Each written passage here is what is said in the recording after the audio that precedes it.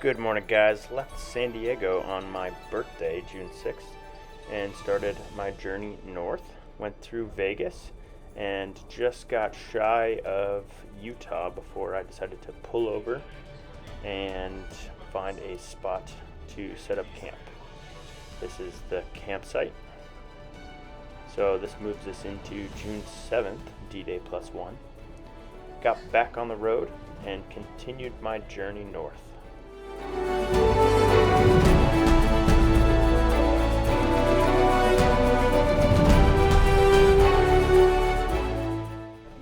Drove past Salt Lake City and entered into Idaho, right past Idaho Falls, continuing north right outside of the western entrance to Yellowstone, and that's where I set up camp. Good morning, guys. John with Rough Roads Overland here. So it is day 3 on a month-long Overland adventure. Went from San Diego all the way to, we're currently in Idaho, just outside of Yellowstone National Park. We've traveled 1,038 miles. Most of that was hardball on the 15 in order to get up here, but from now on it will be trails only. This morning I woke up to snow all over the ground, all over my camping stuff I left out, my table and my chairs. So I was worried about bears. Wasn't necessarily planning on snow. So I'm warming up, drinking my morning coffee, and I'll go clean up camp so I can get out of here and get a move on, drive through Yellowstone.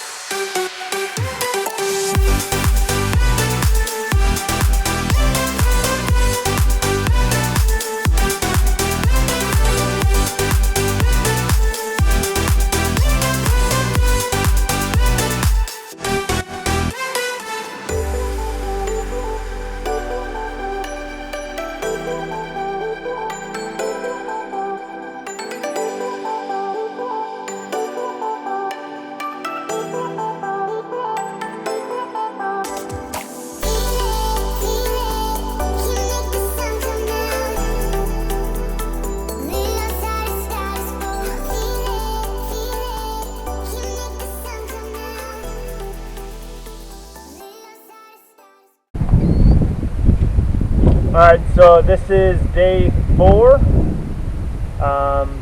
Day 4 on the road for this overlanding adventure with the 2 boys and I. Currently in Custer, Montana, right outside of Billings. So far it's been 1,535 miles traveled, and I think over 26 hours of drive time. So unfortunately I went all the way south, got 4 bars LTE, set up my Wi-Fi hotspot, finished the day's little bit of work and some computer work I had to do, and then continued southeast away from Yellowstone, hit a gas station, and then found some pretty cool trails, of which I was prepared to spend the night. Made dinner, did a little workout outside of the Jeep, and where I was, I didn't have any Wi-Fi capabilities, no phone service, and so although it was a beautiful campsite in a beautiful location just outside of the park, I made the decision to pack up the Jeep, and I drove pretty much through the night just to back up into Yellowstone and then out the eastern entrance to Cody last night. So I didn't get to Cody, Wyoming until probably midnight. Woke up this morning, made coffee, got to clean up just a little bit. All I had to do was basically put away the tent after coffee. Put the dogs in the car, and where I was on BLM land actually already had a shooting table set up. So I decided to put some ear pro in and go through all of my remaining 9mm ammo. Today I've been on the road from Cody basically all the way to where I am now currently in Montana, off the 94, the Interstate 94, en route to northern Wisconsin. I knew that I needed to find a place that had really good signal so that I could set up shop. I actually have a class assignment for my MBA due tonight, as well as some other homework. So I have school and work stuff I needed to do, which is why you see me in this location. So I've got full bars on my work phone, which is AT&T service, and then full bars on my personal cell phone, which is straight talk, the Walmart service. Swam in the Yellowstone River. It was absolutely freezing. So when I say swam, I mean I took a dunk, immediately jumped out and dried off, but it was nice to at least take a rinser while on the road. Now I've been reading and preparing for that homework assignment. About to start a fire, cook dinner over an open fire, make some beef stew, and that'll be it for tonight. All screw up. So we'll check back in tomorrow for day 5. By the way, just wanted to give you a walk around of this campsite.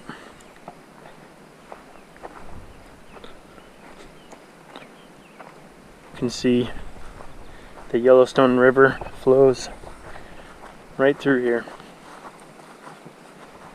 I'll put some pictures in the video, but I drove my Jeep right up to the water here, and as you can tell, this ground is very, very loose, kind of like wet clay. I was hoping it was more sandy, which would have been fine, but anyway, I got a chance to use the Max Tracks. I'll post that picture as well, but you can see the Max Track imprint right there on both sides. But yeah, beautiful view, huh? What do you think, Zeus? Zeus, what do you think? What do you think, bud? Come on, Diego, come on.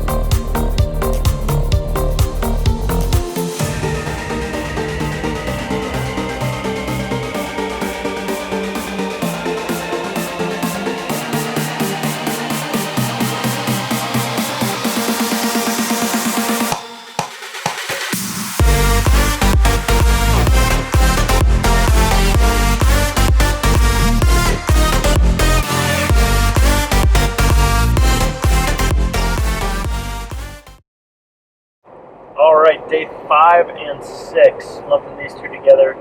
So day 5, we ended up doing a lot of driving, of which we made it to, I want to say mid North Dakota, where we went to the only patch of BLM land that pretty much exists in that entire state, and it turned out to be an actual designated campsite, which you have to pay.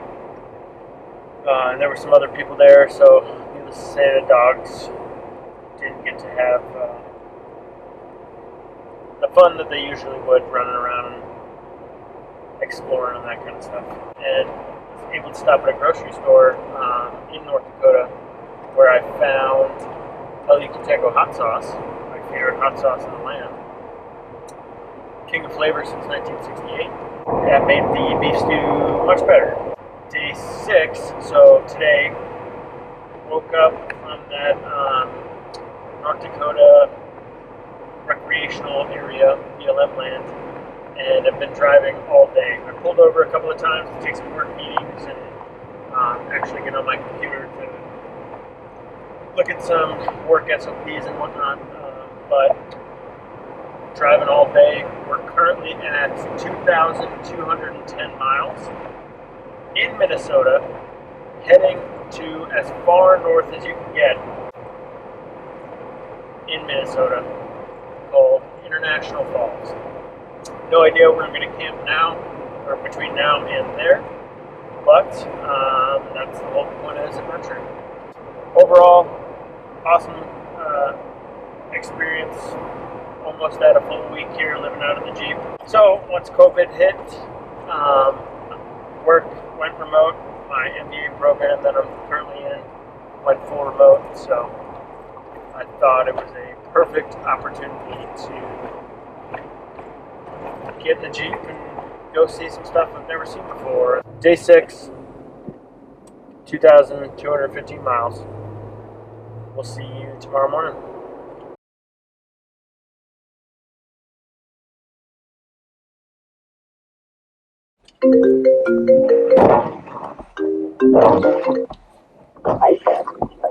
Hello. I'm calling instead of texting. But it looks like it's about a 5-hour drive, so that's perfect for supper. Okay? All right. But we don't go very fast. It actually said 4 hours, 39 minutes. But, so it's a 5 hours. We got to stop here and eat our sandwich or whatever. So 6 hours. That's what it is. So what 7 p.m. in Virginia? What's that? 10 hours. What's that? 11:30. It's 11:30 and 6 hours. Yeah, about 7 hours. All right, it's day 7. I'm currently in International Falls, Minnesota. There was no place for sure that I knew I could go camping, and so this is one of the perks of having, an RV or a van. It's stealth camping. So may not be something that people value, but I'll tell you, there's something to be said for as nice as this Jeep is, for just being able to pull up in a spot very similar to where we are now and crawl in the back and take a nap or go to sleep or cook dinner or take a work call, get on the computer, do some video editing. I just don't have that ability in the Jeep, and I would like that ability. And by the way, did not know that there was a national park in northern Minnesota, and it is called the Voyageurs National Park. I found a spot right outside of the national park where I pulled over in this nice little alcove, popped the tent, picture here, and it was kind of nice, quiet. You could hear boats driving around at all hours of the night, which I thought was a little weird. I will leave early now. I'm supposed to meet my grandparents in their RV in Virginia, Minnesota. So I'm going to go scout a campsite for us to hang out at. They're headed to Oregon to drop off the camper to some family that just bought a house there. So we're crossing paths. So I'm actually headed up north to their house where I grew up, and they're headed to Oregon. So interesting that times work the way they do, but they're going out of their way to meet me in northern Minnesota. So more to follow on that, but again, thanks for joining the journey.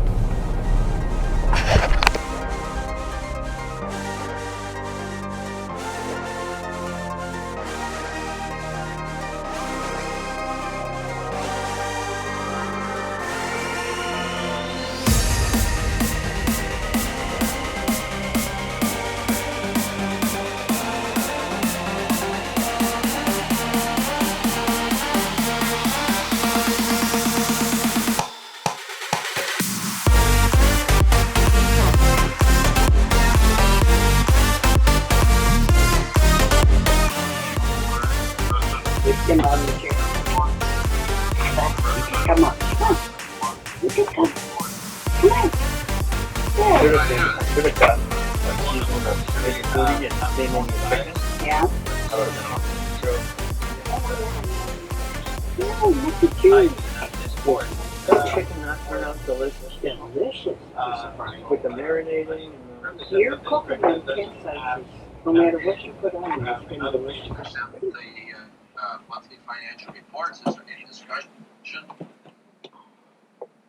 Okay, hearing no discussion, all in favor of the motion signify by saying aye. Aye. Opposed? Okay, the motion carries. Motion carries, Zeus. Now, I guess we'll... What are you giving them? Ham. Because that's what I got. You got to make them work for it. What are you doing? Got to make them work for it. Who's So, gonna sit? Oma, make them sit, and then put your hand, cup your ear like this, and say, speak. Okay. Sit. Sit. Speak. Speak. Speak, Zeus. Zeus, speak. Zeus isn't speaking. Zeus doesn't know how to speak. All right. Well, you don't know how to. Okay, you're being good. All right, you spoke. That was good.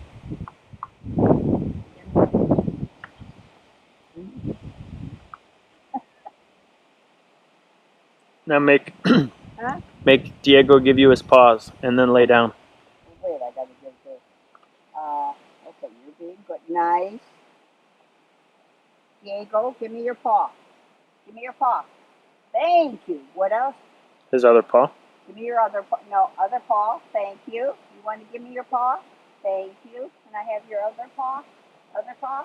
Thank you. Make him lay down. Lay down. Down. Sit. Down. Down. Okay. Zeus, down.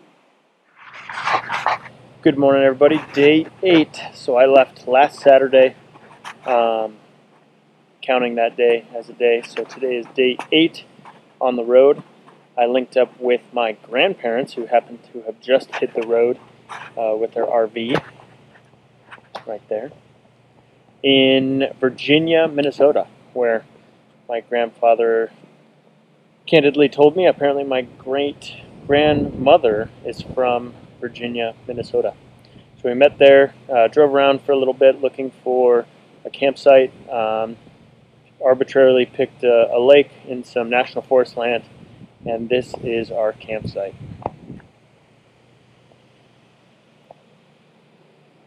Pretty nice. So they're going to get on the road. They're headed west. I'm headed east to northern Wisconsin for my brother's 30th birthday. But this will conclude this week's video blog on the off-road adventure. I will put a link in the description for where all of the campsites that I stayed at are located if you're interested. But as always, please like, share, subscribe to our channel, and thank you for joining Rough Roads Overland on this solo adventure.